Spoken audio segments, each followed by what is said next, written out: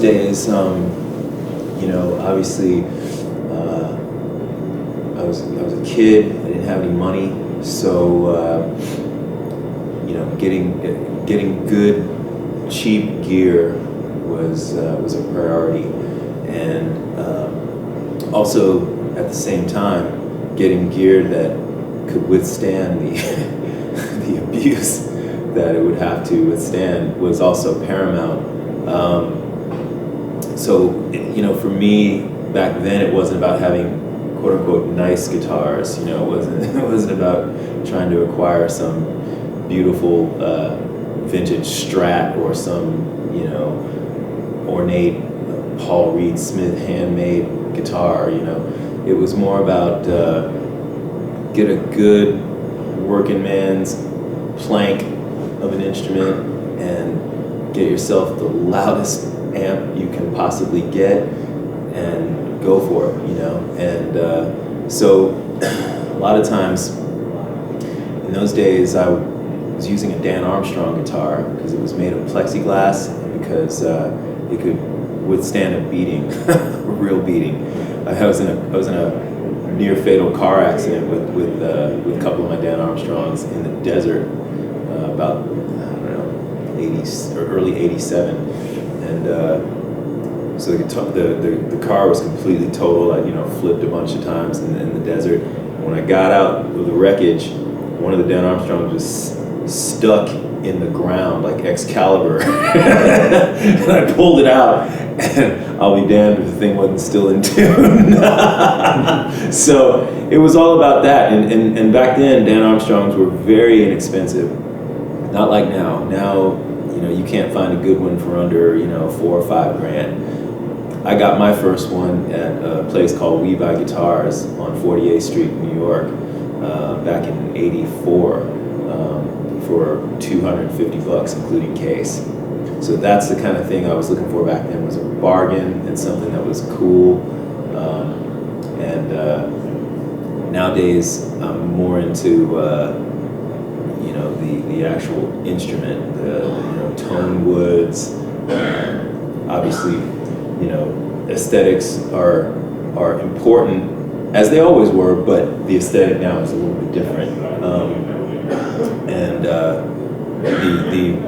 the willingness to use and the appreciation for really nice instruments has increased exponentially since the early days. Anyway, so yeah, this was my main guitar, main Framus, that I've used on stage for a few years now with Alice. It's done many tours, and just a great stage guitar. And unfortunately, it met with a really tragic accident a few months ago in Salt Lake City when I went to throw it to you, actually. and the strap caught my hand, and it went down like a stone and broke the entire headstock off. And wasn't sure really what to do, and so the fine folks at Framus were able to put an entirely new neck on this thing, and just look at it. It's a flawless job. Guitar is as good as new, and it's back with me. So at this point, I can say without hesitation that I've always been very proud of owning this guitar and using this guitar, but now even more so because we've gone through an upset, and we've come out the other side in one piece and better than ever. Yeah, this is the Pantera 2. It's kind of an early style, right? Because it's changed now. The design's changed. Now they have these. Now they have binding that runs along these curves here, these arches here. And this one, I saw this at NAMM a year ago, I guess, and really fell for it. And then when they shipped me one, it had the binding. I was like, no, I want this exact guitar, this one, the one I was playing it now. And so, good old John here, he managed to finally track down the exact guitar I was playing at NAMM, and it's cool because, yeah, I guess they don't make them this way anymore. But this one is more like the Les Paul, obviously not just in terms of its looks, but also in terms of its feel, the weight. But yeah, the Gibsons still kind of retain their own thing. I mean, just as this has its own thing, and you know, and I say vive la différence, you know. An artist rep a few years ago initially went to Inez and said, would William be interested in trying some of our Framus guitars? And finally this got around to me after some weeks of kind of going, yeah, sure, but not really following up on it. I finally did follow up on it, and they sent some guitars to the house, and the one that really caught my attention was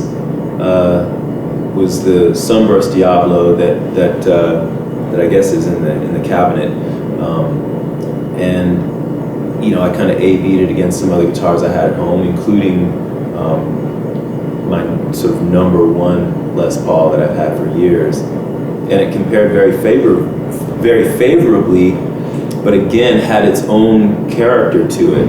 And so I would say that what I found in that case was a guitar that has a little bit more brightness to it than the Gibsons, but still had heft.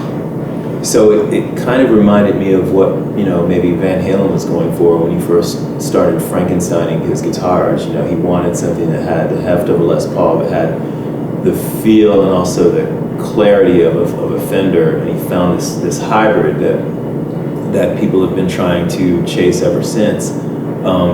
And that's kind of what I found with the first Framus Diablo that I played, and I still have that guitar. It's out here on the road with me. And then eventually I got this one, which as good as the first one was, this one even eclipsed it, and so this is why this one became my main one. And then this one, this is a new addition to the family here, and as I say, it's more has a little bit more in common with the Gibsons that I have, but I would still say that the neck on this is not as hefty as the Les Paul that I use. So it's a little bit between this guitar and the Gibson Les Pauls that I play on stage. Great.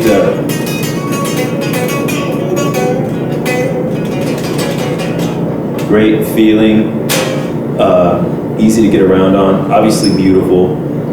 That's one thing that that I really appreciate about Framus is their design aesthetic is just so high. And with the top of the line guitars they're making now, they are doing things that I just don't see anyone else doing. And even when they adopt a slightly more traditional aesthetic, like with this or with this, it's still just got these details that make it special, like the inlays that they use, the binding, these arches, this kind of thing. The woods they use, they have just the widest wood selection, some of the most exotic woods, things that I wasn't even familiar with until until I started my association with Framus, and so yeah, really cool. But yeah, I would say both of these occupy a really important place. I can see my relationship with this one growing over time, and it's just a really exciting prospect. This one, much easier to get a hold of and throw around, and just the ideal neck for me, because it's not too thick and it's not too wide. I know some people really love baseball bat necks. I'm not really one of those people. I tend to like a slightly thinner, faster neck, and that's what this has. So between the lighter weight, faster neck, this is just a really good all-rounder for me.